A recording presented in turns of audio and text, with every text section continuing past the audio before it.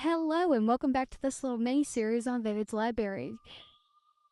Today we are going to be talking once again about my fanfiction, but we're going to be talking about a different topic, being the dynamic between humans, not human, my bad. Again, these are not scripted. I'm just rambling in a closet. um, the relationship between vampires and humans.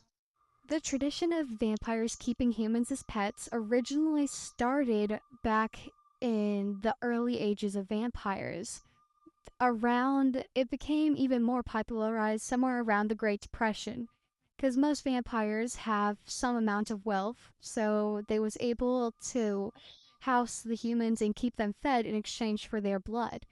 And some humans decided to just not leave because the life of being pampered and kept as basically glorified livestock was easier than working every single day. There's a symbiotic relationship between vampires and humans.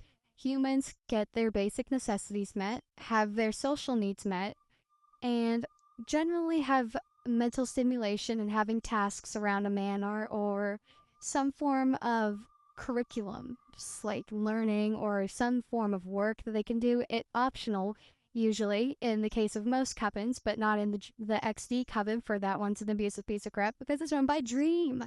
Dream slander is highly promoted on this channel. We don't like Dream. Dream sucks in this fanfiction, okay? I don't like Dream. I will never like Dream in this fanfiction. I don't like character Dream. I don't really care for real life Dream. But we're getting off topic. So we're gonna go back and we're gonna talk about the fanfiction because that's what we're here for, ain't it? And vampires obviously need a food source, so they get the human's blood. There's usually 1 to 2, maybe 3 humans per vampire, so they don't cause anemia in their humans because anemia tastes very bad.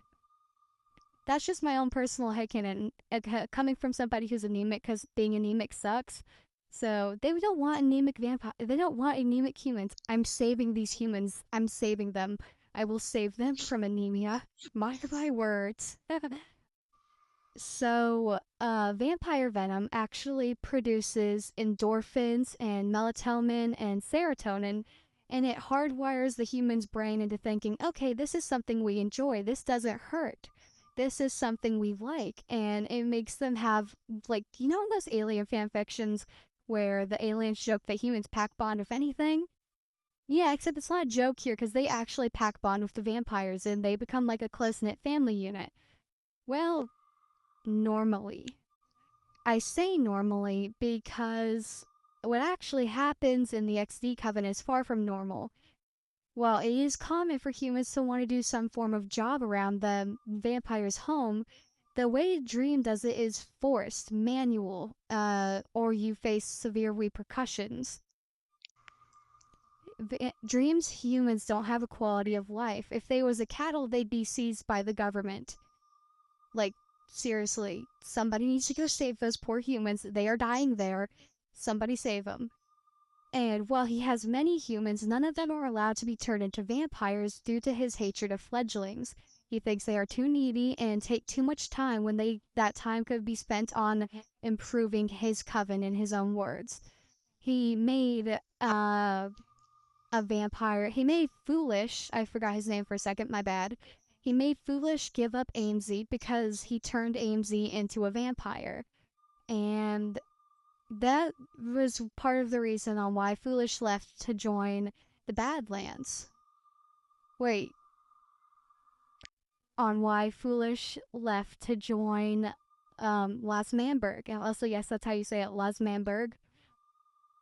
That's basically why he left to join them, because his instincts were all haywire, because he couldn't have his, like, because vampire instincts are very hyper focused on their babies. Like, the fledglings are their babies, they need them, and if they don't have them, it drives them a wee bit crazy. So Foolish has been hyper focusing on building and stuff like that instead of, like, grieving like he should be. Foolish is not healthy. Okay, he's not doing healthy coping mechanisms. Don't be like Foolish. Give yourself time to grieve. Back on topic now. Tommy is what we call an ambassador or a favorited human.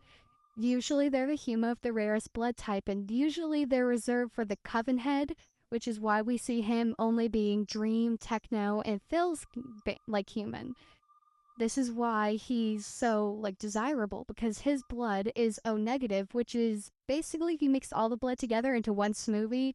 Me and my beta readers Viper and Toast had to do so much research on this because we had to figure out what type of blood he'd need, and we was gonna do golden blood, but we figured it would like be really inconvenient to have a human like that, because what if they need like a blood transfer, and like the specific like proteins in golden blood would not be that tasty, because people, I'm pretty sure, don't quote me on this, mosquitoes prefer people with O negative blood.